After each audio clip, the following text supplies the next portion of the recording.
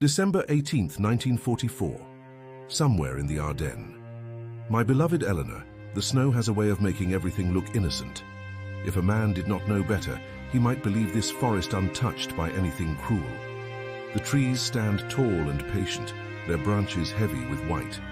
The ground lies quiet beneath a blanket so pure it almost hurts the eyes to look at it. But beneath that snow, Eleanor, the earth is scarred. And tonight, so are we. I write to you from a shallow foxhole carved into frozen ground. My gloves are stiff with cold, and I have removed one just long enough to hold this pencil properly. My fingers protest the air. Breath leaves my mouth in pale clouds that vanish almost as soon as they appear. There is a strange stillness before battle. It is not peace. It is something held tight, like the pause between lightning and thunder. We have been told to expect movement at dawn. No one says more than that. The men around me pretend to sleep. Some have pulled their helmets low over their eyes. Others stare upward through the trees, watching the faint grey sky as if answers might drift down with the falling snow. Every so often someone shifts, and the quiet crunch beneath their weight sounds far too loud. The forest listens, and so do we. I find myself thinking of the first winter after we were married. Do you remember how proud I was of stacking the firewood too high beside the hearth? You told me it would topple, and I insisted it would not. It fell within the hour, scattering across the rug while you laughed so hard you had to steady yourself against the table. I would give anything to hear that laughter now. Here, the only sound that breaks the silence is the distant rumble of artillery, too far to see, but near enough to feel beneath the ribs. It moves through the ground like a warning, subtle but constant. The snow trembles with it. So do we. I should tell you something honestly, Eleanor. I have grown accustomed to fear. It does not announce itself loudly anymore. It sits beside me, familiar as an old acquaintance. It no longer grips my throat or steals my breath. Instead, it waits.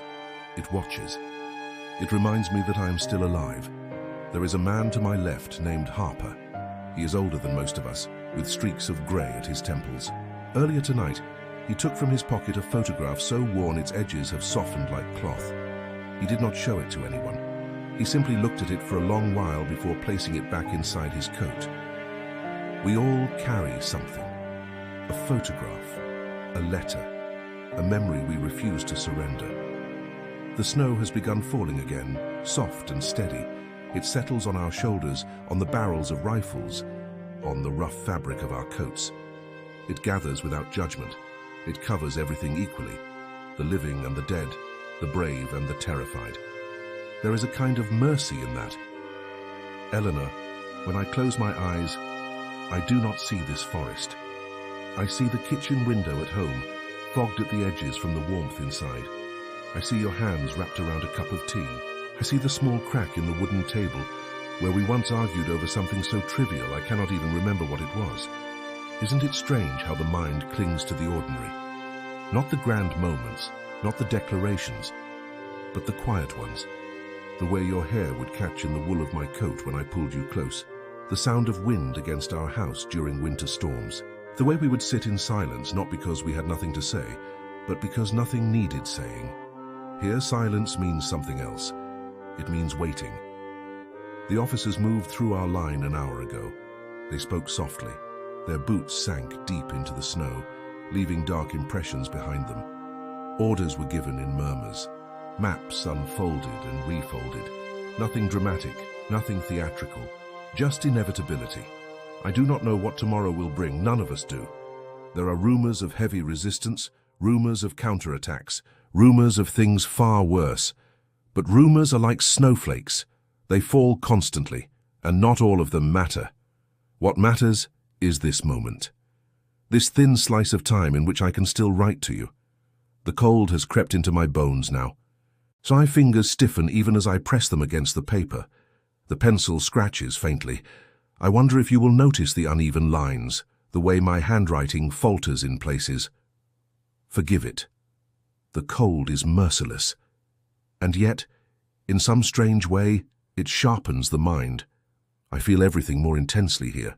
The weight of my heartbeat, the rise and fall of breath, the quiet shifting of men preparing themselves for what cannot be avoided. Harper has begun to hum softly. It is barely audible, a tune I do not recognize, but it steadies something in me.